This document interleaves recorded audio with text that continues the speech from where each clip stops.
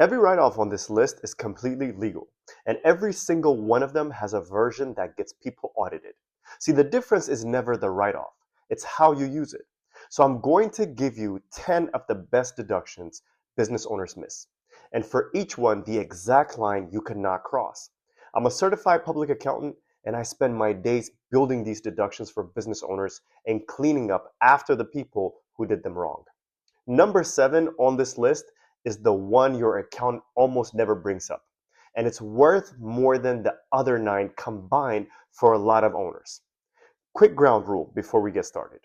Every item here needs 3 things: a real business purpose, real documentation, and real money actually moving the right way. Keep those 3 and everything on this list is bulletproof. So let's count them down.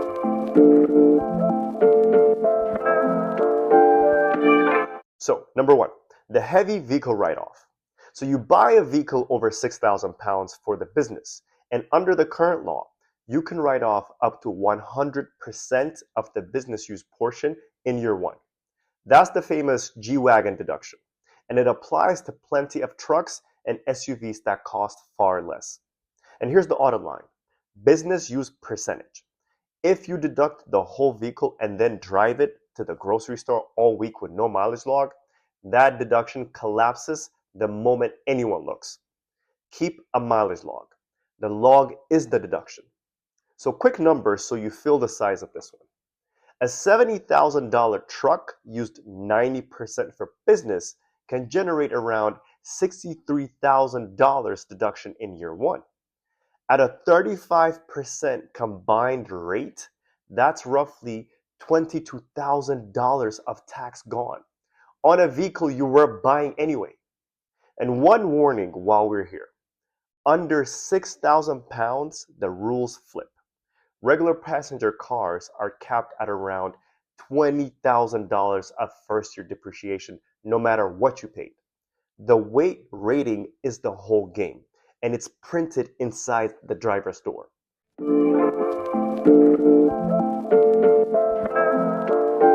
Number 2, equipment and technology. So I'm talking laptops, cameras, softwares, machines, office furniture.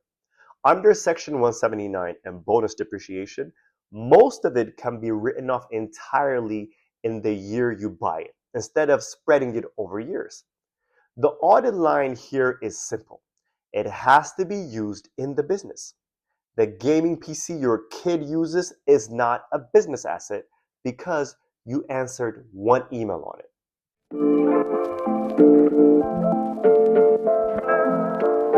Number 3, the home office. So people are scared of this one, and they should not be. If you have a space used regularly and exclusively for business, you can deduct a slice of your rent or mortgage interest, utilities, and insurance. Here's the audit line: the word exclusively. A desk in the corner of the guest bedroom qualifies. The kitchen table where your family eats dinner does not. Define the space, photograph it, measure it, and you're safe. And if the record keeping is what's stopping you, the IRS has a simplified version: $5 per square foot, up to 300 square feet, no expense tracking at all. Smaller deduction, 0 excuses.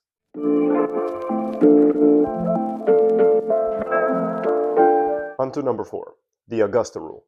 This one sounds fake, but it's real.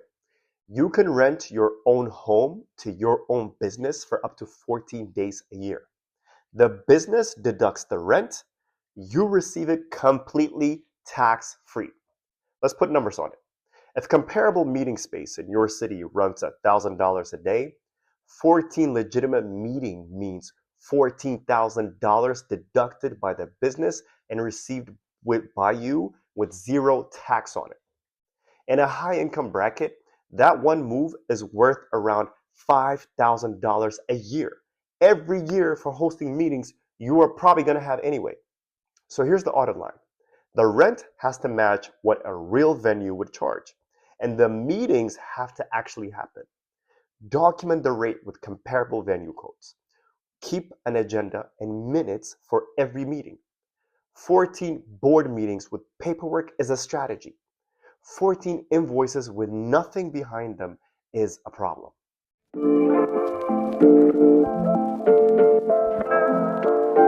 Number 5, hiring your kids. Pay your child for real work in the business, like social media, filing, modeling for ads, and the business deducts every dollar. So in 2026, a child can earn up to $16,100 and owe zero federal income tax because that's the standard deduction. You just moved money from your top tax bracket into their zero bracket inside your own family. So here's the audit line. The work must be real. The pay must match the job. And the money must actually land in an account in the child's name. Paying your 8-year-old $90,000 as chief strategy officer is how this ends up in tax court.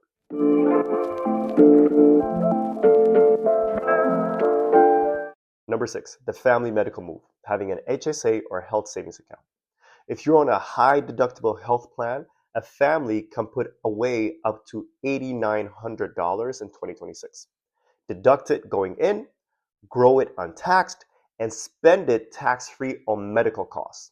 It's the only account in the entire code that's tax-free at all 3 steps. The audit line is just eligibility. Wrong insurance plan type, no HSA. So check the plan first.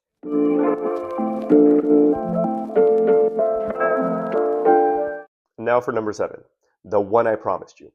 A business owner with no full-time employees can put up to $72,000 a year into a solo 401k. $80,000 if you're 50 or older. Every traditional dollar of it is a deduction.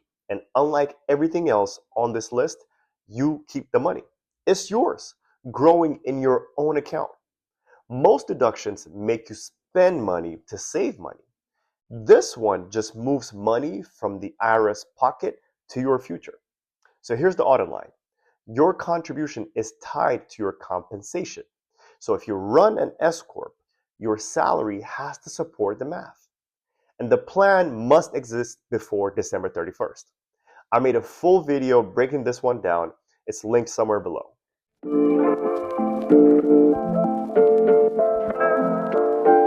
Number 8, business travel. So I'm talking flights, hotels, rental cars for business trips. All those are deductible. And a trip can mix business and personal if the primary purpose is business. So here's the audit line to worry about on this one. The primary purpose test. A week in Miami with one lunch meeting is a vacation with a receipt stapled to it. Schedule the business first, keep the itinerary, and the trip stands.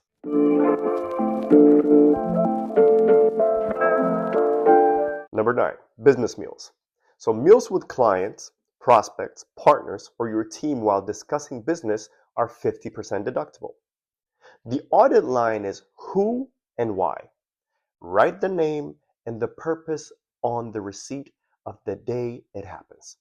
A shoebox of restaurant receipts with no names is the single most common thing that falls apart in an audit.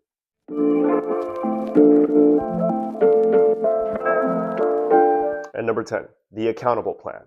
So if you run an S Corp, this is how you legally reimburse yourself for business costs you pay for personally. So I'm talking home office, internet, cell phone, the business share of your home expenses. The company deducts the reimbursement and it lands in your pocket tax-free. So the audit line for this one is it has to be written in a written plan with actual expenses reported behind it.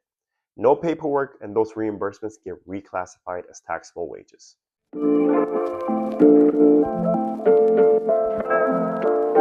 So notice what every audit line on this list had in common. Now, one of these write-offs is aggressive. Every single one fails the same way. Real strategy, zero documentation.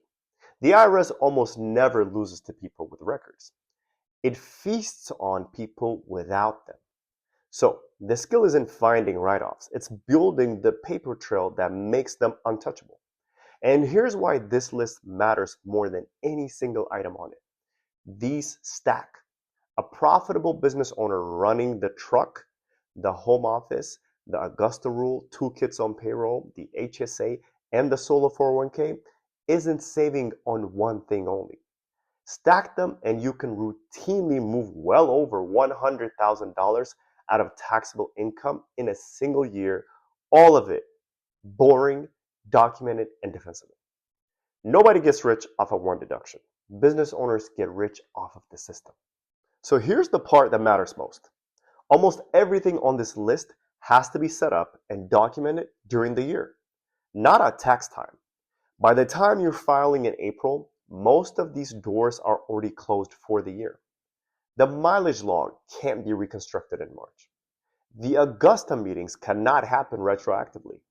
Your kid's payroll cannot be backdated. The solo 401k cannot be opened for a year that already ended. Tax filing looks backwards. Tax strategy only works forward, and forward means now. If you're a business owner making real profit and you know at least 3 things on this list are sitting unused, that's exactly what we build at HK Financial Advisory. The strategies and the documentation that makes them bulletproof. So book a strategy session with my team. The link is right below. Do it before December. Do it before the door closes. Until then, I'll see you on the next video.